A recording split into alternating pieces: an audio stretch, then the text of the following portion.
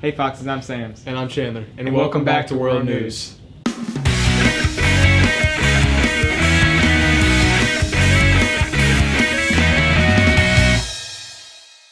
In Russia, thousands of protesters were detained by Russian police on Sunday. Protesters were detained in at least 53 cities for protesting against the war in Ukraine. Authorities in Russia have detained more than 10,000 people for anti-war protests in the past 13 days. Russia continues to censor its citizens for expressing their displeasure for their government and the action it has taken in Ukraine. 4 have been killed and 30 injured in a building collapse that happened on Monday in the district of Kokodi in Abujan, the Ivory Coast's biggest city. The building was 4 stories tall, and witnesses say big cracks were visible in the construction. This follows a similar building collapse just a week prior, killing 7 people. Both building collapses seem to be the fault of the majority of constructions in Abujan not having a building permit. The death toll from COVID-19 surpassed 6 million on Monday, according to Johns Hopkins University. The new milestone shows that the pandemic, now in its 3rd year, is still far from over. Even as some people are leaving masks behind, travel resumes, and businesses reopen around the world, COVID-19 still dominates how we live our lives. Now back with this week's Pro Sports segment is Mac. Hi, I'm Mac, and I'm back with Pro Sports. Last Sunday, Kalen Barnes, a defensive back from Baylor, ran the second fastest 40-yard dash in Combine history. He ran it in 4.23 seconds, so close to the current record, which is 4.22 seconds, held by John Ross, who is a wide receiver at New York right now. Barnes' time is the fastest this year, and it is also the fastest 40-yard dash ever ran by a defensive back.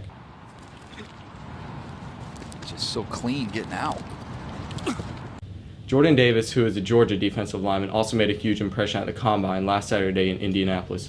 Jordan Davis is 341 pounds and was able to run the 40-yard dash in 4.78 seconds. He's currently projected to be the 10th through 20th pick in the first round in the NFL draft. In other news, the current overtime rules for the NFL has also been a big topic to argue about. Josh Allen, who is the Bills' current quarterback, is not complaining about them.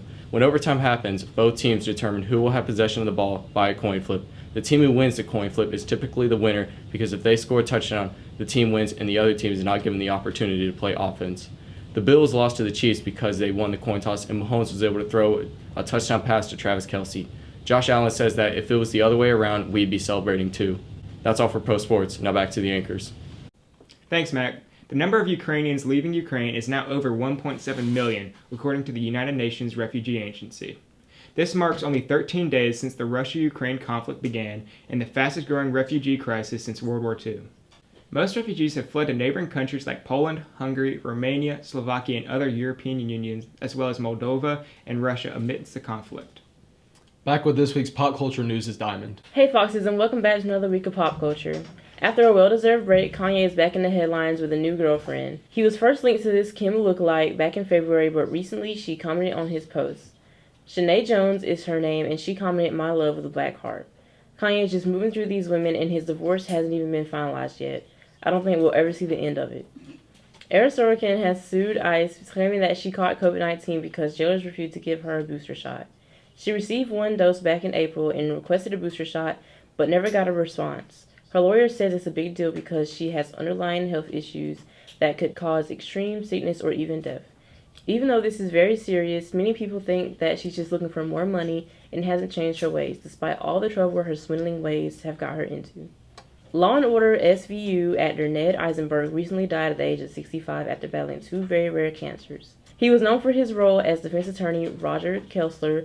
He appeared in 24 episodes over the course of 20 seasons since 1999. Co-stars describe him as a beautiful, gentle human being. He will be missed. That's all for this week's pop culture. Back to Sams and Chandler. Thanks, Diamond. Families across Russia have been hurrying to spend their quickly depreciating rubles, the currency in Russia, at stores while they brace for an uncertain future of spiraling inflation, economic hardship, and a large range in prices on imported goods. The ruble lost about a third of its value last week alone after new sanctions from Western countries targeting the Russian economy. The sanctions froze the Russian central bank's $640 billion it had in reserves and removed many Russian banks from SWIFT, a global payment system banks use to send payments between themselves worldwide. Emily has a new segment for us called What's Going On? Let's see what that's all about. Hey Foxes, I'm Emily, and today I bring you a new segment called What's Going On, where the roles are reversed and I ask students and teachers what's going on in the world today that they think that we need to be informed about. For our first newscaster, we're going to have teacher Coach Starr.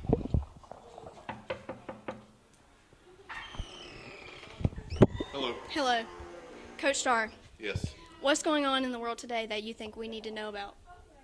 Definitely need to know about the Major League Baseball lockout. Right now, players are supposed to be at spring training, and they should have been there the past month. However, due to the lockout, nobody's showing up for work. Thank you. You're welcome. Our next newscaster is student Eric Huey. Follow me. He plays the piano. Eric Huey, Yeah?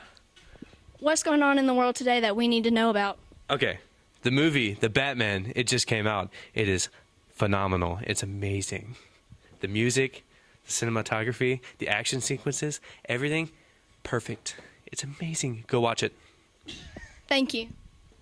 You're welcome. Our next newscaster is Mr.